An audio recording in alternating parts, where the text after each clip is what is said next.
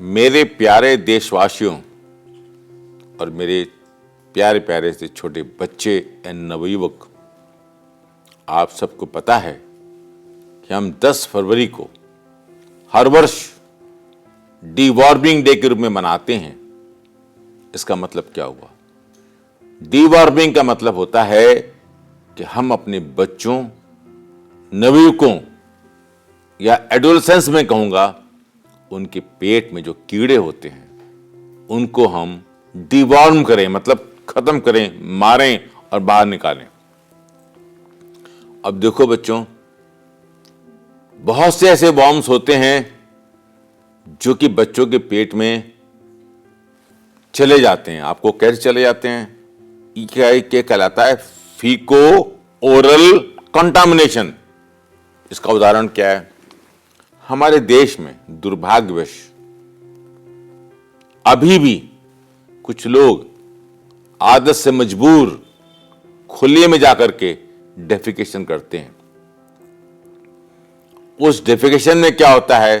कुछ ऐसे वर्म्स होते हैं, ऐसे एग्स होते हैं जो कि खेतों में, मट्टी में मिल जाते हैं।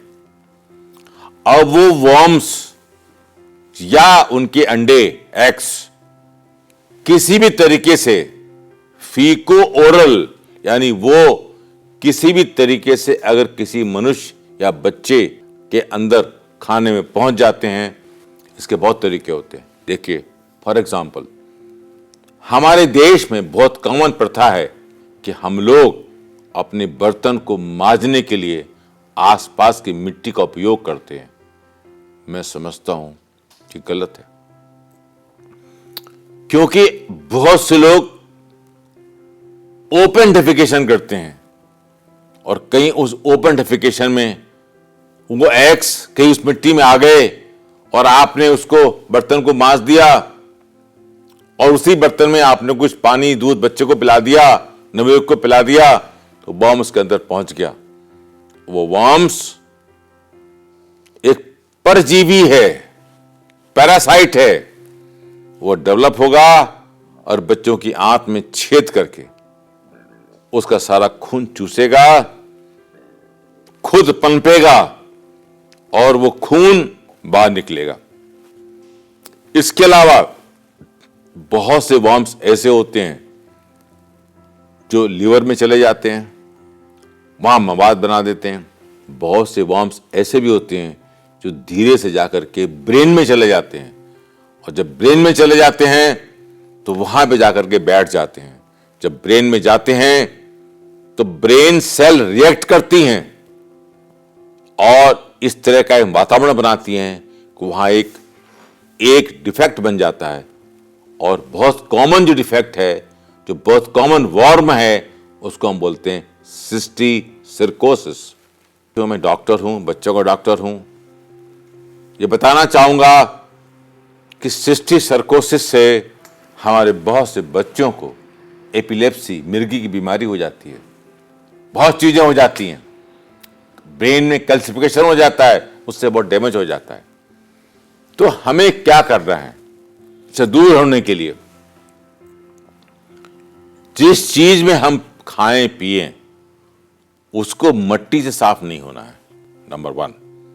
उसको डिटर्जेंट से साफ होना है, नंबर 1। अच्छी तरह वॉश होना है उस बर्तन को।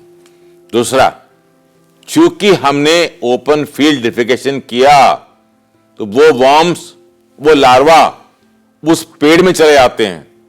मूली हुआ, गाजर हुआ या कोई भी हुआ, तो हम जो फल इस तरीके से जमीन के अंदर उगते हैं उनको बहुत स्वच्छता से साफ करके खाएं।